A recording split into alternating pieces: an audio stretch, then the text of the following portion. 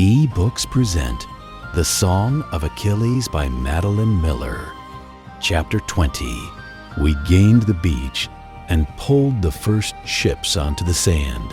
Scouts were sent ahead to watch for further Trojan ambush, and guards were posted. Hot though it was, no one took off his armor. Quickly, while ships still clogged the harbor behind us, lots were drawn for the placement of each kingdom's camp. The spot assigned to the Pythians was at the farthest end of the beach, away from where the marketplace would be, away from Troy and all the other kings. I spared a quick glance at Odysseus. It was he who had chosen the lots. His face was mild and inscrutable as always. "How do we know how far to go?" Achilles asked. He was shading his eyes and looking north. The beach seemed to stretch on forever. "When the sand ends," Odysseus said. Achilles gestured our ships up the beach, and the Myrmidon captains began unsnarling themselves from the other fleet lines to follow. The sun beat down on us. It seemed brighter here, but perhaps that was only the whiteness of the sand. We walked until we came to a grassy rise springing from the beach. It was crescent-shaped, cradling our future camp at the side and back.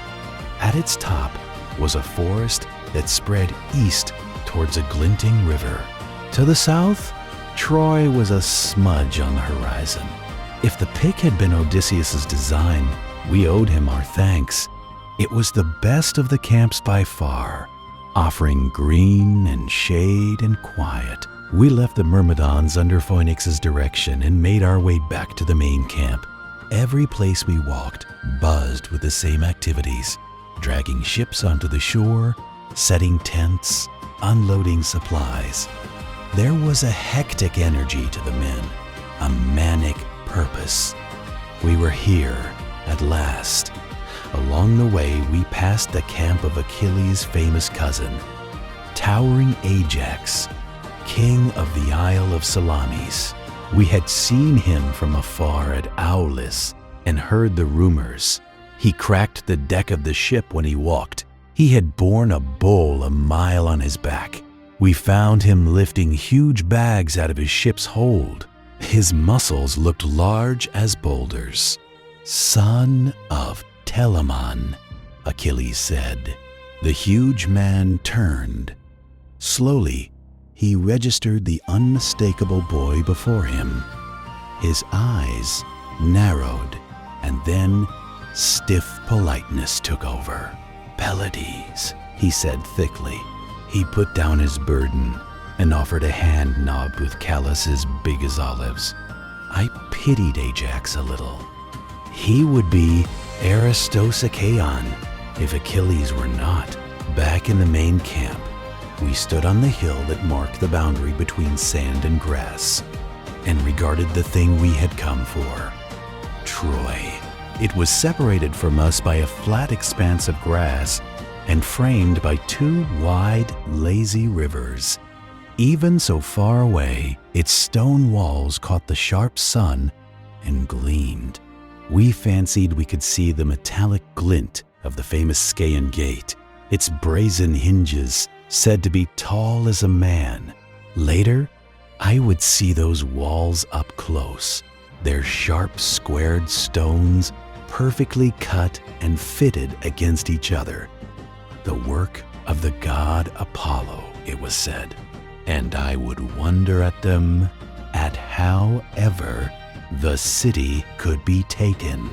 For they were too high for siege towers and too strong for catapults, and no sane person would ever try to climb their sheer, divinely smoothed face. When the sun hung low in the sky, Agamemnon called the first council meeting. A large tent had been set up and filled with a few rows of chairs in a ragged semicircle. At the front of the room sat Agamemnon and Menelaus, flanked by Odysseus and Diomedes. The kings came in and took their seats. One by one, trained from birth in hierarchy, the lesser kings took the lesser places, leaving the front rows for their more famous peers. Achilles, with no hesitation, took a seat in the first row and motioned me to sit beside him. I did so, waiting for someone to object, to ask for my removal. But then Ajax arrived with his bastard half-brother Teucer, and Idomeneus brought his squire and charioteer. Apparently the best were allowed their indulgences, unlike those meetings we had heard complaints of at Aulis. Pompous, pointless, endless. This was all business, latrines, food supplies, and strategy. The kings were divided between attack and diplomacy. Should we not perhaps try to be civilized first? Surprisingly, Menelaus was the loudest voice in favor of a parley. "I will gladly go myself to treat with them," he said. "It is my office. What have we come all this way for, if you intend to talk them into surrender?" Diomedes complained. "I could have stayed at home." "We are not savages," Menelaus said stubbornly. "Perhaps they will hear reason, but likely not. Why waste the time? Because, dear King of Argos, if war comes after some diplomacy or delay, we do not seem so much the villains." This was Odysseus, which means the cities of Anatolia will not feel so much duty to come to Troy's aid. "You are for it then, Ithaca?" Agamemnon asked. Odysseus shrugged. "There are many ways to start a war. I always think raiding makes a good beginning. It accomplishes almost the same thing as diplomacy, but with greater profit. Raiding, brayed Nestor. We must have a show of strength before anything else." Agamemnon rubbed his chin and swung his gaze over the room of kings. "I think Nestor and Odysseus are correct. Raids first, then perhaps we will send an embassy. We begin tomorrow." He needed to give no further instructions. Raiding was typical siege warfare. You would not attack the city, but the lands that surrounded it, that supplied it with grain and meat. You would kill those who resisted, make serfs of those who did not. All their food went now to you, and you held their daughters and wives as hostages to their loyalty. Those who escaped would flee to the city for sanctuary. Quarters would quickly grow crowded and mutinous. Disease would arise. Eventually, the gates would have to open, out of desperation, if not honor. I hoped that Achilles might object, declare that there was no glory in killing farmers, but he only nodded, as if this were his 100th siege, as if he had done nothing but lead raids his whole life. One final thing: if there is an attack, I do not want chaos. We must have lines and companies. Agamemnon shifted in his chair, seemed almost nervous. Well, he might be. Our kings were prickly, and this was the first distribution of honor. The place in the line. If there was a rebellion against his authority, now would be the time. The very thought of it seemed to anger him, and his voice grew rougher. This was a frequent fault of his. The more precarious his position, the more unlikable he became. Menelaus and I will take the center. Of course.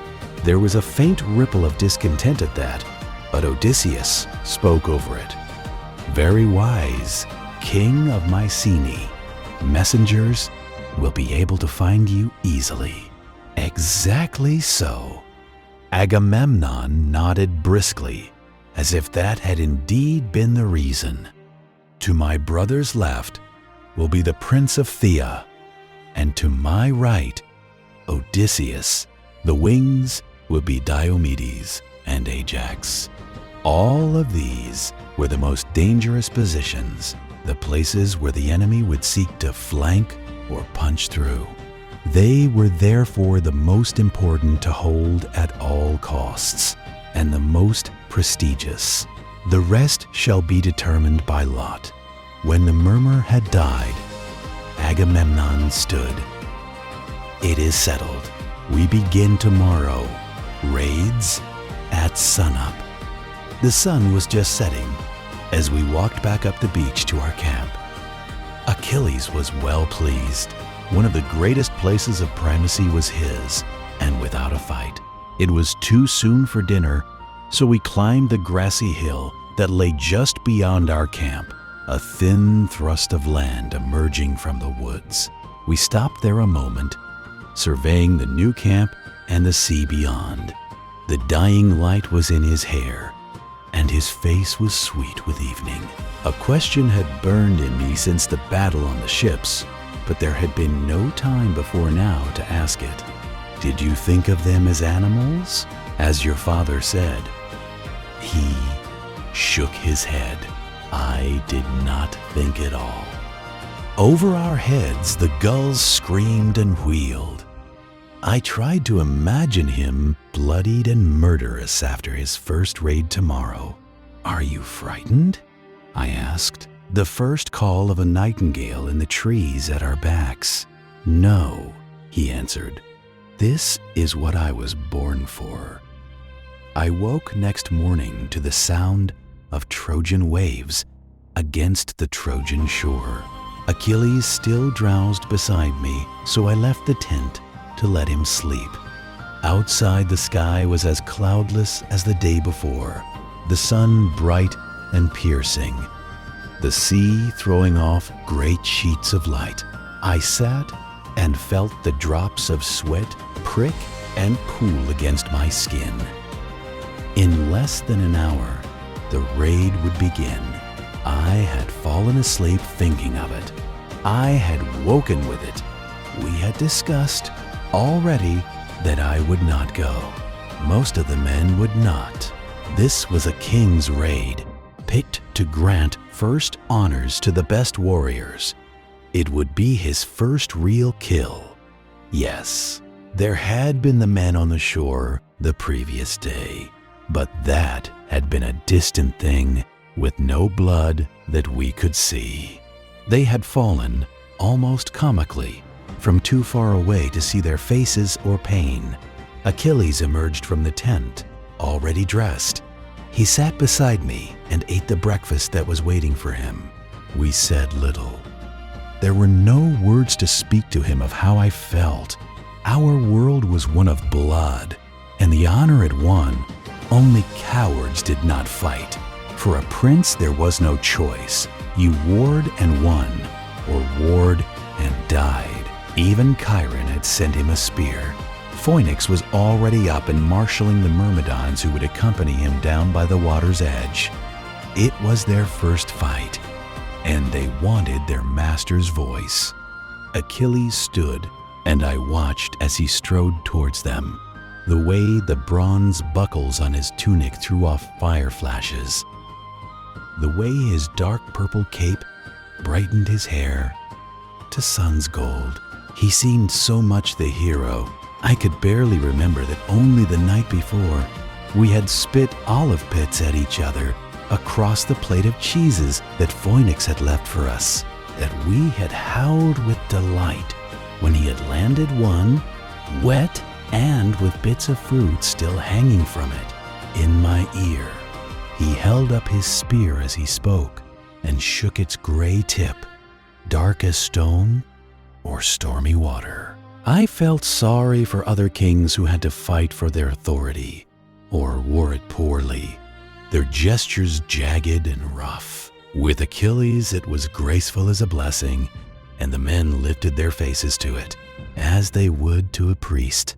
After, he came to bid me farewell. He was life-size again and held his spear loosely, almost lazily. Will you help me put the rest of my armor on? I nodded and followed him into the cool of the tent, past the heavy cloth door that fell closed like a lamp blown out. I handed him bits of leather and metal as he gestured for them, coverings for his upper thighs, his arms, his belly.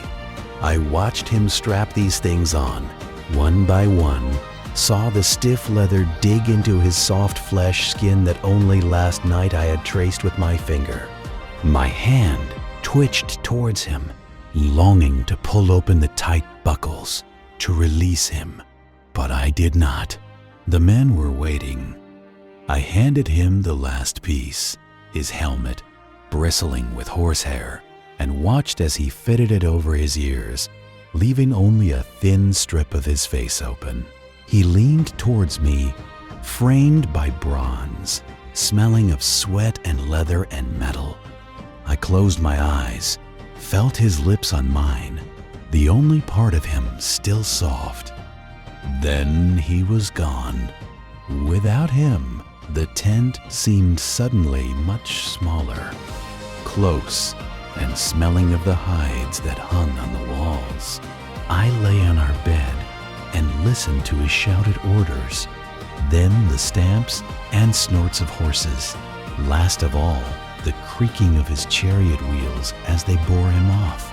At least I had no fears for his safety. As long as Hector lived, he could not die. I closed my eyes and slept. I woke to his nose on mine, pressing insistently against me. As I struggled from the webbing of my dreams, he smelled sharp and strange, and for a moment, I was almost revolted at this creature that clung to me and shoved its face against mine. But then he sat back on his heels and was Achilles again, his hair damp and darkened, as if all the morning sun had been poured out of it. It stuck to his face and ears, flattened and wet from the helmet. He was covered in blood, vivid splashes not yet dried to rust. My first thought was terror, that he was wounded, bleeding to death. "Where are you hurt?" I asked. My eyes raked him for the source of the blood, but the spatters seemed to come from nowhere. Slowly, my sleep-stupid brain understood. It was not his. "They could not get close enough to touch me," he said. There was a sort of wondering triumph in his voice. I did not know how easy it would be. Like nothing. You should have seen it. The men cheered me afterwards. His words were almost dreamy. "I cannot miss. I wish you had seen." "How many?" I asked. 12. 12 men with nothing at all to do with Paris or Helen or any of us. Farmers. There was a bitterness to my voice that seemed to bring him back to himself. "They were armed," he said quickly. "I would not kill an unarmed man. How many will you kill tomorrow, do you think?" I asked. He heard the edge in my voice and looked away. The pain on his face struck me, and I was ashamed. Where was my promise that I would forgive him? I knew what his destiny was, and I had chosen to come to Troy anyway. It was too late for me to object simply because my conscience had begun to chafe. "I'm sorry," I said. I asked him to tell me what it was like, all of it, as we had always spoken to each other. And he did. Everything. How his first spear had pierced the hollow of a man's cheek, carrying flesh with it as it came out the other side. How the second man had fallen, struck through the chest. How the spear had caught against his ribcage when Achilles tried to retrieve it.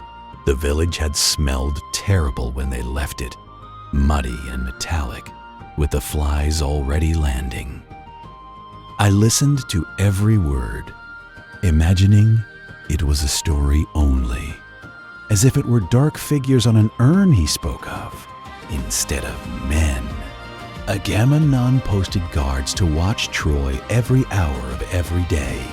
We were all waiting for something, an attack or an embassy or a demonstration of power. But Troy kept her gates shut, and so the raids continued. I learned to sleep through the day so that I would not be tired when he returned.